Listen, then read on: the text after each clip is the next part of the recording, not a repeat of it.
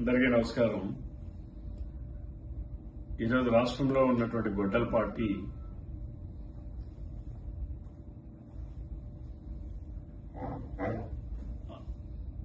అగాత్యాలు చేయడం, హత్యలు చేయించడం, వాటి ఆధారాల్ని తారుమారు చేయడం గొడ్డల పార్టీ సిద్ధహస్తం అనడానికి శ్రీకాకుళం జిల్లాలో జరిగినటువంటి ఒక సంఘటన ఒక నిదర్శనం.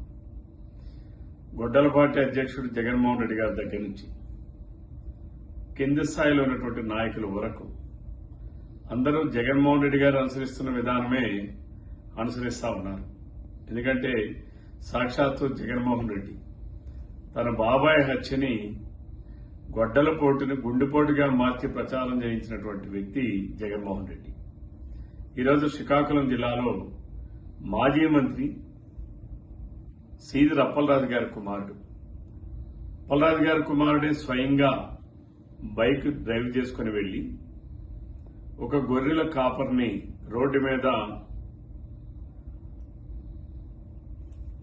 గుద్ది ప్రమాదం చేసి ఈరోజు ఆ ప్రమాదంలో ఆ వ్యక్తి చనిపోయాడు.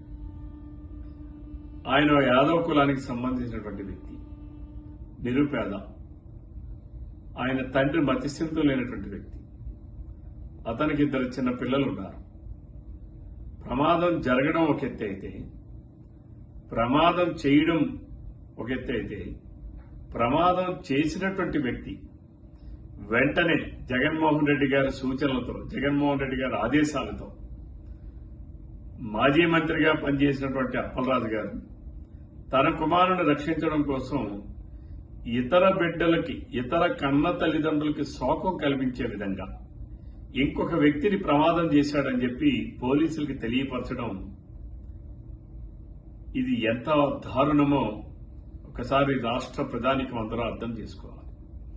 గొడ్డల పార్టీలో ఉన్నటువంటి జగన్మోహన్ రెడ్డి దగ్గర నుంచి కింది స్థాయి వరకు ఏ రకంగా వారి ఆలోచనలు ఉంటాయి, ఏ రకంగా చట్టాన్ని దుర్వినియోగం చేస్తారు, ఏ రకంగా వాళ్ళు ప్రమాదాల నుంచి కానీ హత్యల నుంచి కానీ తప్పించుకోవడానికి ఏ రకమైన విధానాలు అనుసరిస్తారు, ఇవన్నీ కూడా ఈరోజు ఇదొక కేస్ స్టడీ. ఈరోజు ఎందుకనంటే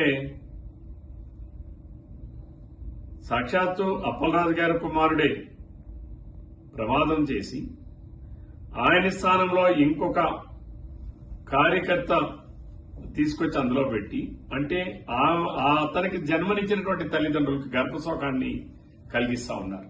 అంటే వీళ్ళకి మానవత్వం, దయా, దాక్షిణ్యాలు ఏమీ ఉండవు. కేవలం వారికి ఉండేటటువంటి లక్షణాలు ఆధారాలను తారుమారు చేయడానికి ప్రయత్నాలు చేయడం తప్ప.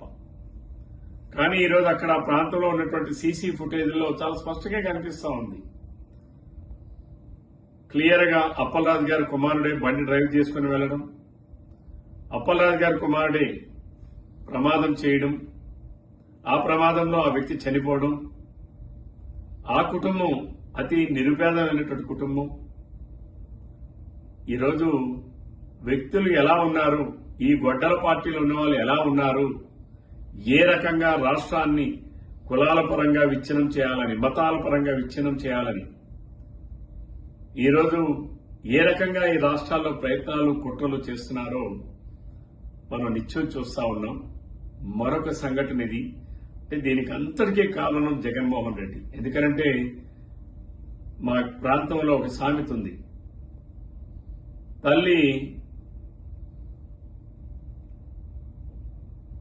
గట్టును వేసే పిల్ల ఎక్కడ వేస్తుంది అనేటటువంటి సామెత ఉంది. అలానే ఈరోజు జగన్మోహన్ రెడ్డి గారే సొంత బాబాయిని హత్య చేయించి హత్యలో కుట్రదారులుగా ఉన్నటువంటి జగన్మోహన్ రెడ్డి సాక్ష్యాల్ని తారుమారు చేయడానికి ఏ రకంగా ఉపయోగించాడో ఈరోజు అదే విధంగా ఇక్కడ కూడా సాక్ష్యాల్ని తారుమారు చేయించడం, ఇదన్నీ కూడా జగన్మోహన్ రెడ్డి గారి డైరెక్షన్ లోనే జరుగుతూ ఉన్నాయి.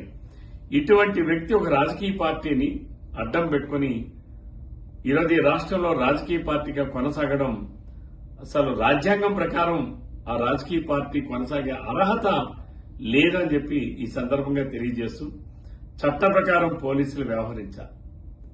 కానీ ఈరోజు ఈ రాష్ట్రంలో ఉన్నటువంటి పోలీస్ యంత్రాంగం ఏ రకంగా వైసీపీ వాళ్ళు సాగిస్తున్న అరాచకాలకి మరి వత్తాసు పలుకుతున్నారనడానికి ఇది ఒక నిదర్శనం. దీనిపైన కూడా పోలీస్ యంత్రాంగం వాస్తవాలు ప్రజలకు తెలియజేయాలి, చట్టపరంగా చర్యలు తీసుకోవాలి.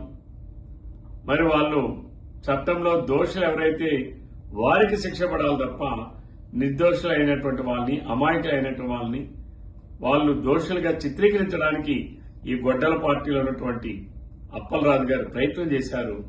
ఆ ప్రయత్నాన్ని నేను తీవ్రంగా ఖండిస్తూ వారిపైన కూడా ఎవరైతే సాక్ష్యాల్ని తారుమారు చేయడానికి ప్రయత్నం చేశారో వారిపైన కూడా ప్రభుత్వం కఠినంగా వ్యవహరించాలని కోరుతా ఉన్నా. Thank you.